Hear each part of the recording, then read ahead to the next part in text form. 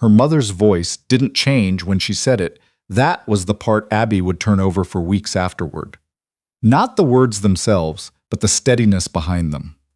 The complete absence of anything that looked like doubt. Abby is the one who can handle this, Gail said, folding her hands in her lap the way she always did when she wanted to look reasonable. She's always been the responsible one. Abby was standing in the middle of her parents' living room in Logan Square on a Wednesday night, still wearing her café apron. She'd been in the middle of closing when her mother called and said, "Come home. Brooke needs us," and she was looking at the man sitting in her father's armchair like he'd been there 100 times. He hadn't. His name was Zeke Harmon. Chicago knew that name the way it knew which streets you didn't drive at 2 a.m. Not because of anything dramatic, because certain names in this city existed in the ambient understanding of how things worked, quiet and permanent as weather. He was 40, maybe 41. Dark jacket, no tie, the kind of stillness that doesn't perform itself. He was watching Abby the way someone watches a problem they haven't yet decided how to approach. Not with cruelty, just with the assessment of a man who had been in rooms like this before and understood them faster than the people in them did. Brooke was sitting in the corner chair closest to the hallway. 27 years old, dressed like she always dressed, the kind of effortless that costs money she had clearly been borrowing. She was looking at the floor. Their father Howard stood near the window, far enough from the center of the room that he could call it observing rather than participating. Abby's mother said a number. The number was the kind you hear wrong the first time. Then you reassemble it. Then you understand that your younger sister had been collapsing a business for 18 months and had funded the collapse with money from people you don't borrow from and hadn't told anyone until the situation walked itself into your parents' living room and sat down in the armchair. "What exactly," Abby said, "are you proposing?" Her mother's hands refolded. "You have the cafe. You have a long-term lease. Steady revenue, Abby. You've always been the one who builds things that last. If you were to sign a management agreement, temporarily, something that gives Mr. Harmon's people visibility into the business while Brooke's restructuring is worked out. You want me to hand over the paper cup, temporarily, as collateral for Brooke's debt." Gail's expression held. That was the thing about her mother. The composure never cracked. It just thinned, became translucent, and you could see straight through to the calculation underneath. "We're asking you to help your sister. You've always helped your sister." Abby looked at Brooke. Brooke looked at the floor. She had helped her sister. She'd helped her when Brooke dropped out of 3 different programs, when she needed a cosigner for her first apartment, when she asked to borrow from Abby's savings to cover a vendor deposit 18 months ago. Abby had said yes each time. She'd said yes and filed it under love and not examined the filing system too closely. She turned to Zeke Harmon. "Is this what you asked for?" He looked at her steadily. "No." Her mother started to speak. He held up one hand, barely a gesture, just a slight lift of the fingers, and Gail stopped. "I requested financial documentation on the underlying debt. Your family made other decisions about how to respond to that request." His voice was quieter than she expected. Not soft. Nothing about him was soft, but measured, like a man who had stopped needing volume to be heard. "I didn't ask for a person, Ms. Collier." Abby stood in the middle of the room with the smell of coffee still in her apron and looked at her mother's composed face and her father's averted gaze and her sister's studied silence, and she understood something she had probably understood for years, but kept choosing not to examine. They expected her to absorb this, not because they were cruel, because they had always done it, because she had always let them. She picked up her bag from the floor. "Then let's go," she said to Zeke. She didn't look at her family when she left. The air outside was March in Chicago, bitter, specific, the kind of cold that makes you feel entirely awake. She walked to the black car at the curb. The man standing beside it opened the door without a word. She got in. Zeke settled into the seat beside her a minute later. He didn't speak. She didn't either. The city moved past the windows in the particular language of a Tuesday night. Lit windows, empty sidewalks, the expressway on-ramp, and the silence inside the car asked nothing of her, which was the first thing she'd been given in years that cost someone else nothing and still felt like something.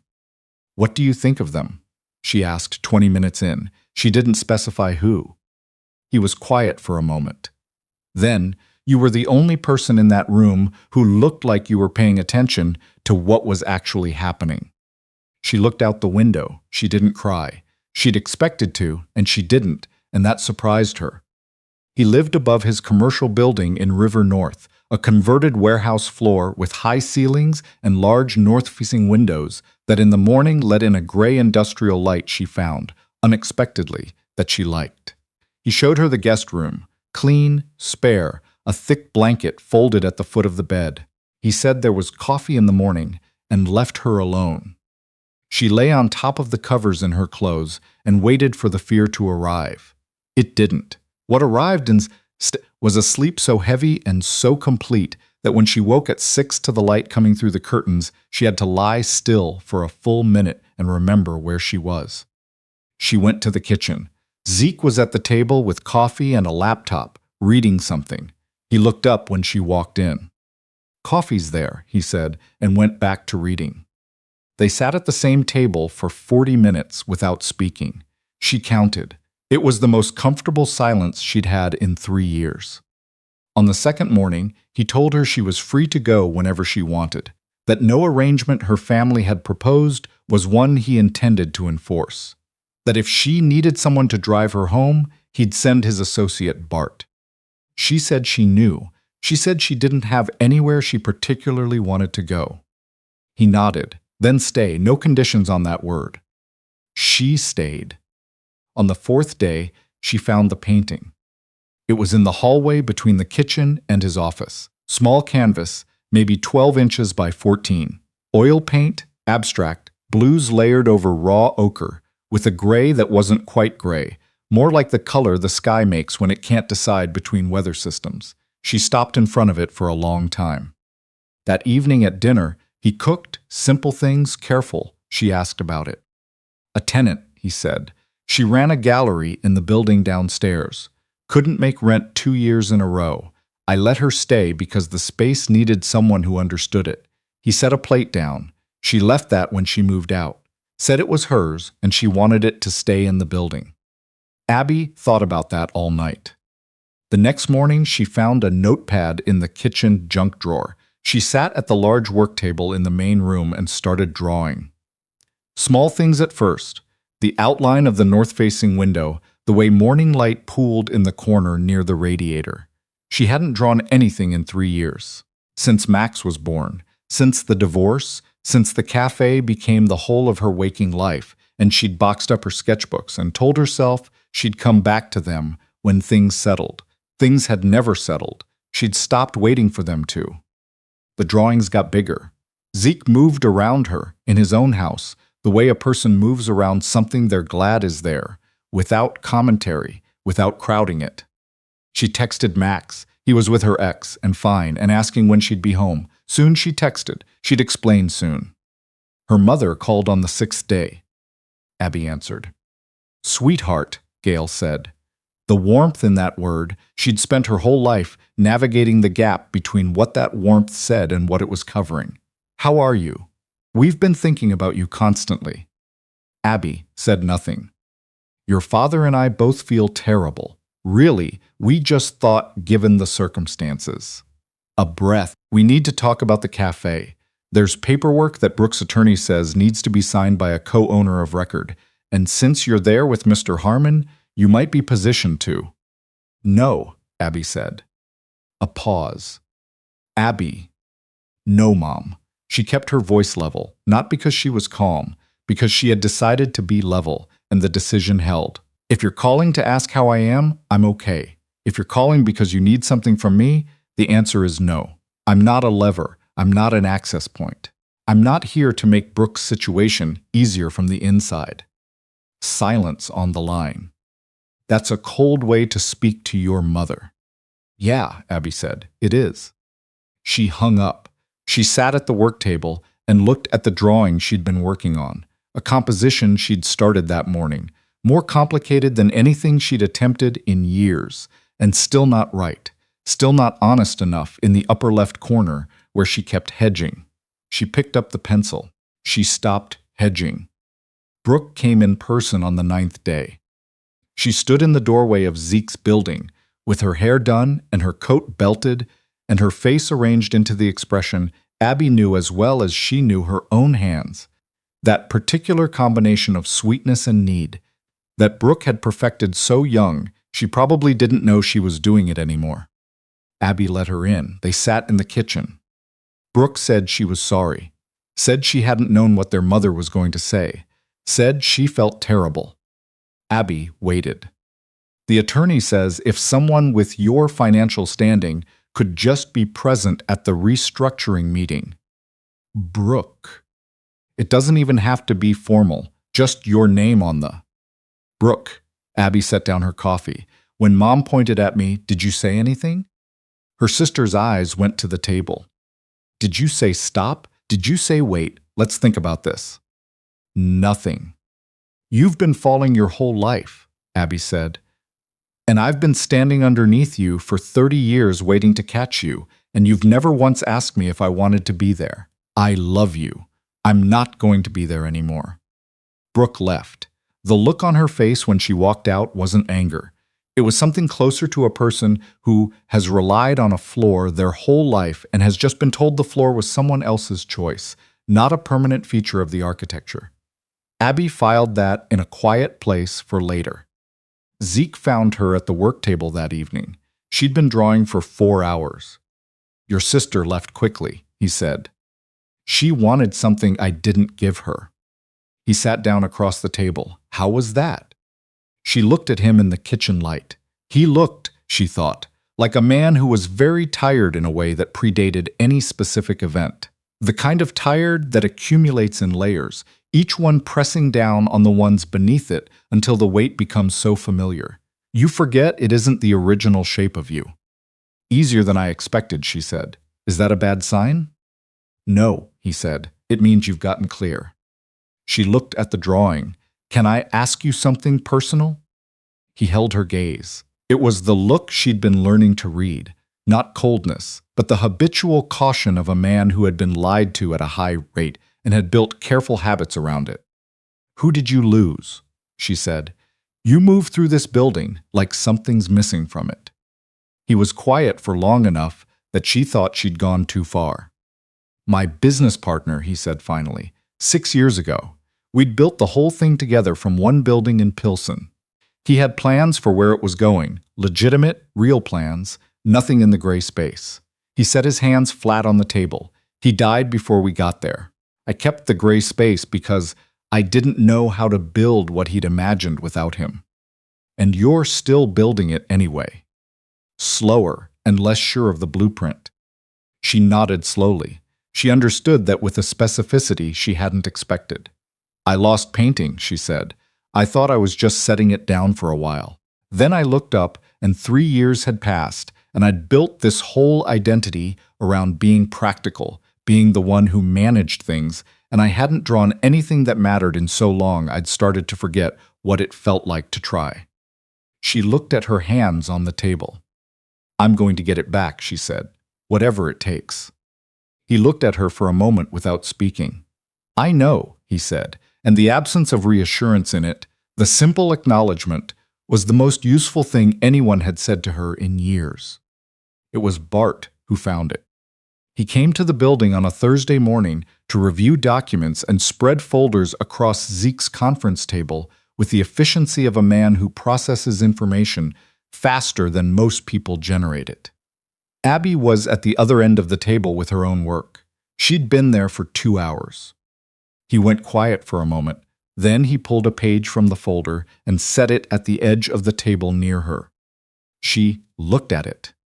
It was a note, handwritten, attached to a photocopy of a show listing, an arts fair in Wicker Park 2 summers ago. 3 pieces submitted anonymously. At the bottom of the note, in a different hand, try the café on Damen. The work matches what comes out of the back. This was in Brooks' consolidated file, Bart said carefully. Cross-referenced when the lender's due diligence team ran a search on your family's assets and addresses. Someone from the old lending company had a gallery contact. The contact had been looking for this painter for 2 years. He paused. The paintings described in that show listing. I've seen your drawings on the work table. Abby stared at the page. Someone had been looking for her. The work she'd put in anonymously, the 3 pieces she'd submitted to the Wicker Park Fair on a Sunday afternoon 2 years ago because she needed them out of her studio and didn't want to know what people thought. Someone had seen them and been trying to find her since. And the note had ended up in a file that eventually crossed Zeke Harmon's desk. 6 months before Brooks' debt came to him. She went to find Zeke. He was in his office. She put the page on his desk without preamble. He looked at it. He didn't touch it. She watched his face with the careful attention she'd developed over 13 days, looking for the flinch, the flicker, the micro-expression that would tell her either he'd never seen it or that he'd been hoping she wouldn't find it. His face went still, the deep, fundamental stillness of a man standing at a moment he'd been delaying. "When did you see this?" she said. "Shortly after Brooks' file came to me. Before I came to your building." "Yes." She sat down across from him. Her hands were in her lap.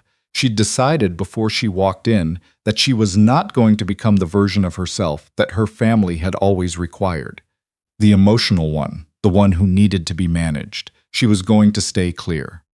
"Did you engineer the debt?" she said. No hesitation. "Did you connect the two, the painting note and the situation, when the file came to you?"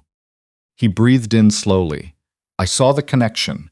I didn't manufacture it. Brooks' debt was real, pre-existing, and came to me through normal channels." He held her gaze without looking away. "But I saw the note, and I recognized what it meant. And then you walked into your parents' living room, and He stopped, started differently. I told myself it was incidental, that what happened afterward was its own thing, separate. It's not incidental to me. I know that. I've spent my entire life being visible only when someone needed something from me," she said. "If there was a version of me that existed in your awareness before I walked into that room, I deserve to know it." "You're right. No deflection, no explanation deployed as cushion. I should have told you." She looked at the page on his desk, the 2 lines at the bottom. A gallery contact's handwriting, looking for a painter who had submitted 3 pieces to a fair and then disappeared back into the ordinary life of a woman who had decided practical was the only thing she was allowed to be. "I need time," she said. She went back to the work table. She sat down and looked at the composition she'd been working on for 5 days. The one that still wasn't honest enough in certain places, and she picked up the pencil. She thought about the paintings the contact had been searching for. They were still in the back of her café, in a cardboard box she'd been meaning to move for 2 years. She opened her phone and pulled up the application for the Chicago Cultural Fund residency. She'd had it half-filled for 3 weeks, had opened it every few days and closed it again before she could lose her nerve. She attached a portfolio, photographs she'd taken of her drawings, 3 images of the older pieces from the back of the cafe, a statement she'd rewritten 7 times and finally left alone. She hit send before she could think about it carefully. The notification came 5 weeks later. She was at the kitchen table with Zeke. It was a Thursday morning. The light through the north windows was at its best angle, and they'd been having what she could only describe as an ordinary conversation. A coffee place 2 blocks east that had recently changed their espresso blend and ruined itself, whether it was ever worth going back to a place after something fundamental changed. She saw the subject line.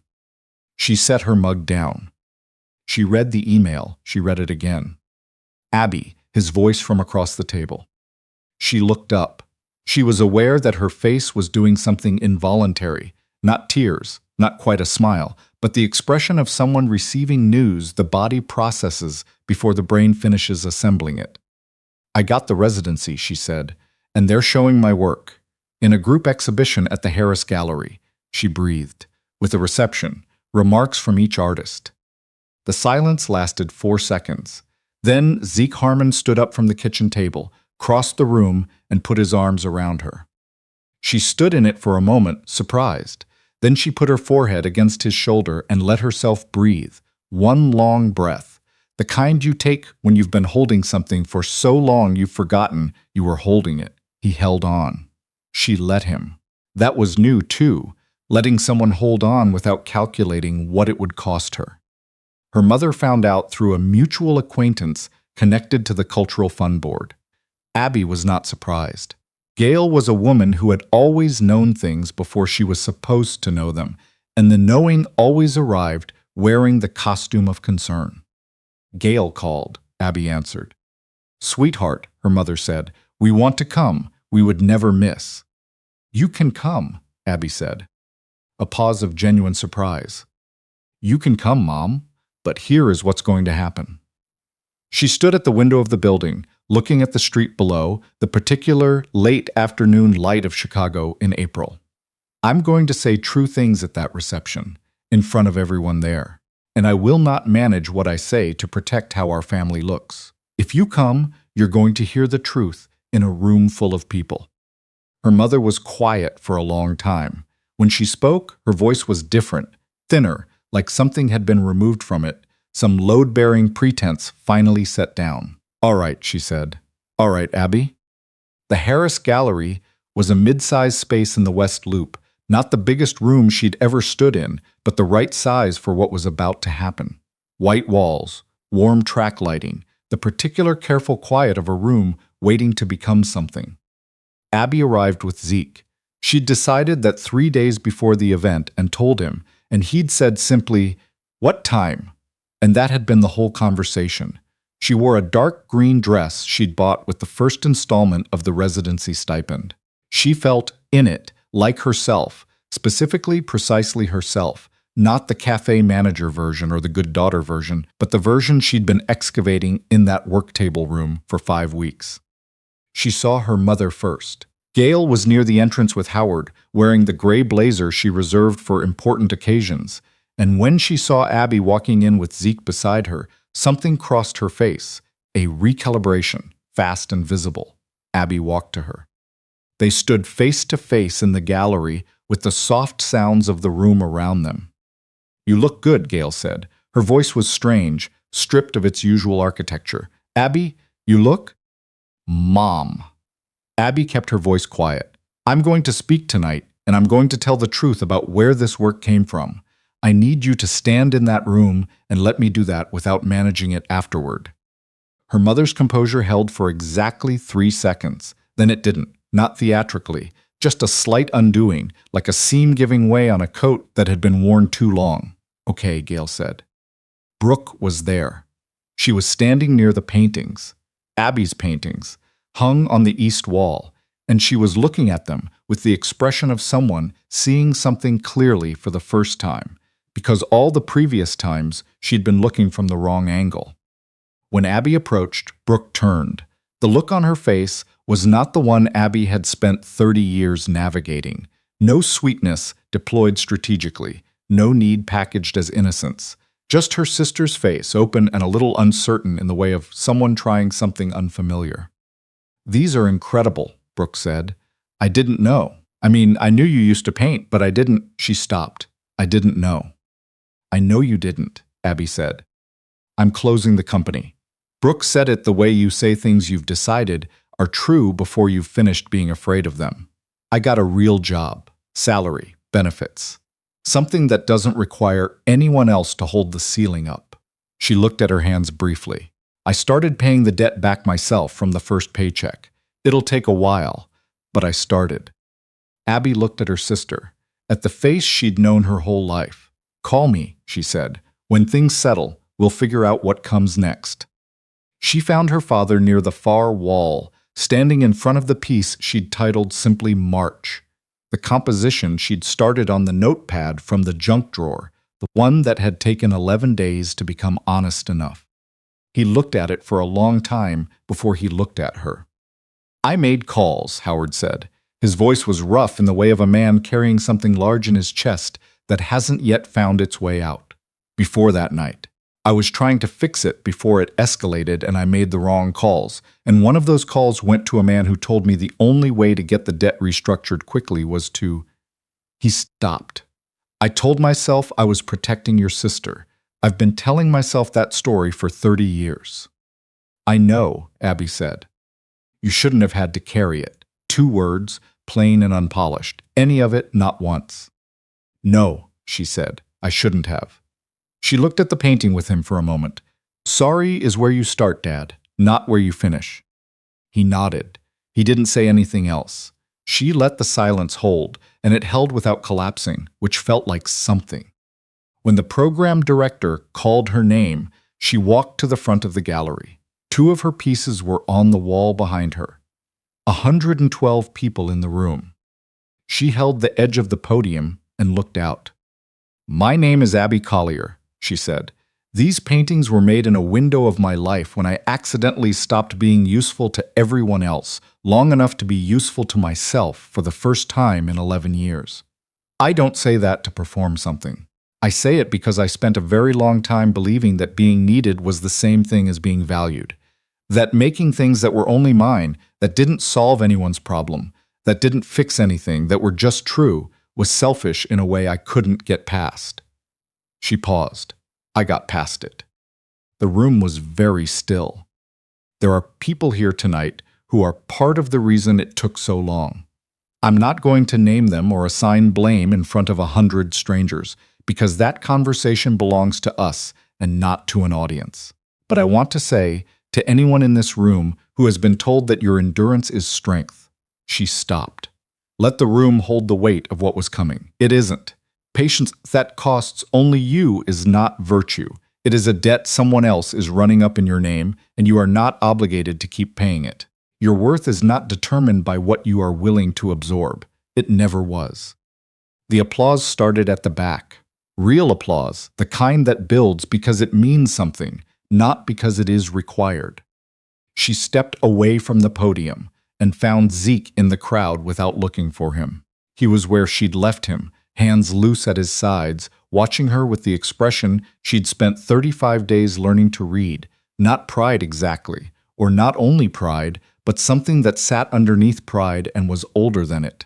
The expression of a man who has learned through considerable what it costs to watch them stand in their own light, and who has decided the cost is worth it. She walked to him. Are you all right? He said. Ask me in a week. I'll ask you every day. She looked at him in the gallery light, this man her family had offered her to, who had declined the offer. The man who had kept a note in a file about her paintings and hadn't told her, and had told her when she asked, and had been honest when honesty complicated everything. The man who cooked simple dinners and read markets at 6 a.m. and had held on in a kitchen when the news was too large to stand in, and had stood in this gallery tonight with his hands loose at his sides while she walked to a podium and said the true thing without once moving toward her. He hadn't led, hadn't rescued, had simply been there, completely, without requiring her to be smaller to make room for it. I need to tell you something, she said. He waited. I think I've been in love with you for about 3 weeks, and I've been calling it gratitude so I didn't have to be scared of it. Something happened in his face. The habitual stillness shifted, just slightly, in the way of a man who has been keeping a room locked for a long time and has just been told the door was always safe to open. I told myself the same thing, he said, that I was just looking out for you, being careful. He looked at her directly, the way he only looked at things he was actually seeing. It wasn't that. No, she said, it wasn't. He reached out and took her hand. That was all, just held it, in the middle of the Harris Gallery, with her paintings on the wall behind them and the room slowly coming back to life around them. She went back to the café 2 months later. The same mismatched chairs she'd picked up at estate sales, the same specials board with her handwriting, the smell of coffee and the particular light that came through the east window in the mornings. She moved through it differently now. like a person who had set something down and come back to find she could pick it up again on her own terms, at the time of her own choosing. She had 4 new paintings in the storeroom. 2 of them were spoken for. The Harris Gallery wanted them for an October show. She had a meeting with the director next week about what came after that.